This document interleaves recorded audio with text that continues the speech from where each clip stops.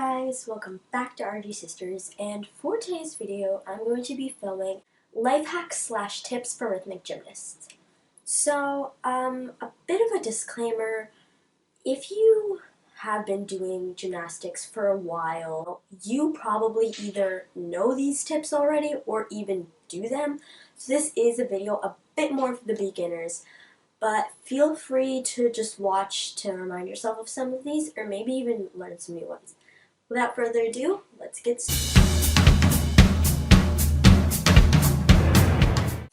So, the very first life hack I have for you guys is to put long socks on your clubs.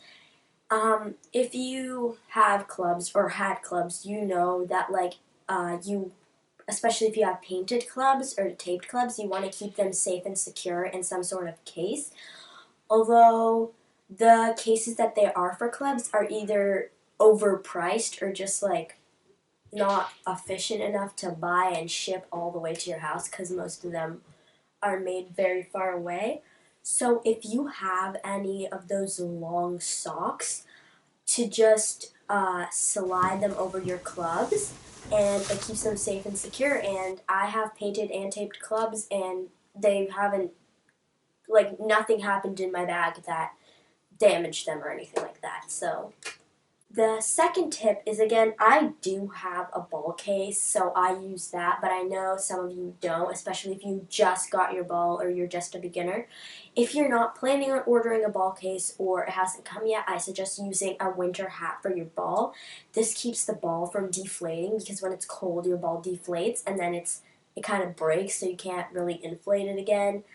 So I suggest just putting your hat on a ball just to keep it safe from deflating in the cold. Third tip I have for you guys is to put soap or hand sanitizer on your ball for stickiness.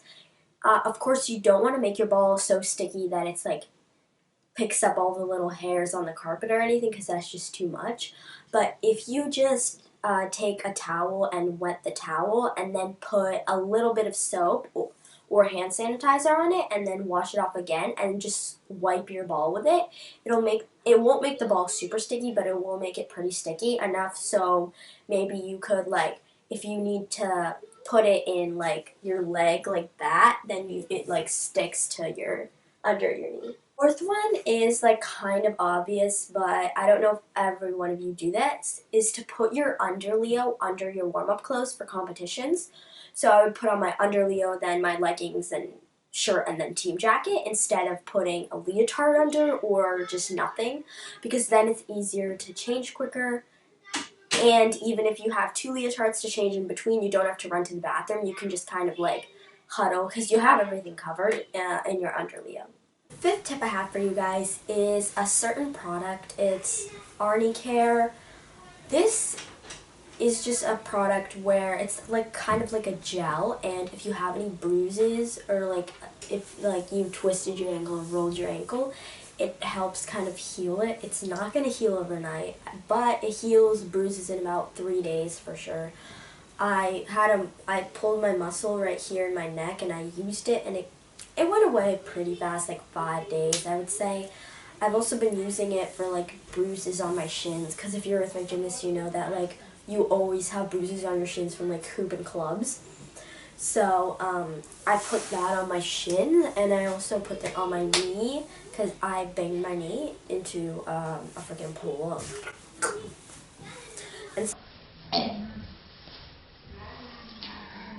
So yeah, I put that on my knee. The sixth one I have is also pretty obvious, and you probably do it, but is to do some kind of training reflection. I personally use my gymnastics journals, where I ask my coach, maybe especially during a private, to write down my mistakes or what we worked on in my gymnastics journal. So then later, if I'm training by myself or I'm training at home, I know exactly what to work on. I also, sometimes I don't do this after every practice, but after some practices, I kind of write a reflection, what happened, what I got compliments on versus what I didn't, or what I needed to work on, or what tosses I dropped. This helps you again to just see like how you're progressing, or maybe what more you need to work on so you're prepared for the competitions. Seventh one I have for you guys is to get a medal holder. If you're a rhythmic gymnast, especially if you've been doing it for a while, you know that eventually all your medals and ribbons just accumulate. So I suggest buying a medal holder. I have two, one's from Amazon and one my mom got custom made for my birthday. And just saying that I'll have all the links down below for you guys if you want to get some of these products that I'm talking about. Is, you probably definitely know this, but is to have many pairs of shoes. You don't need hundreds or even like 10. You just need at least 5.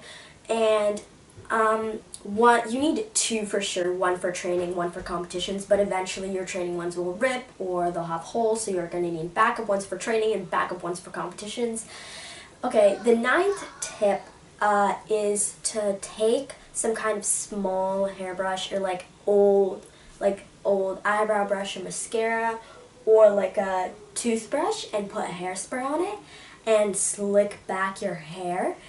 And it helps so much. Like, not just putting hairspray on it, that helps too, but it actually slicks back everything really nice, and it looks really good too. And I've trained in it many times, and it hasn't fallen out as much as it would without hairspray. I wouldn't recommend doing it every day, because of course hairspray for your hair every day is not the best thing. So that is the end of today's video. I know that not all of these were hacks and not all of these were tips, but they're just helpful for a rhythmic gymnast. And I'll have all of the links down below if you want to order any of the products that I have right now, or just try them out. So, thanks for watching. Bye!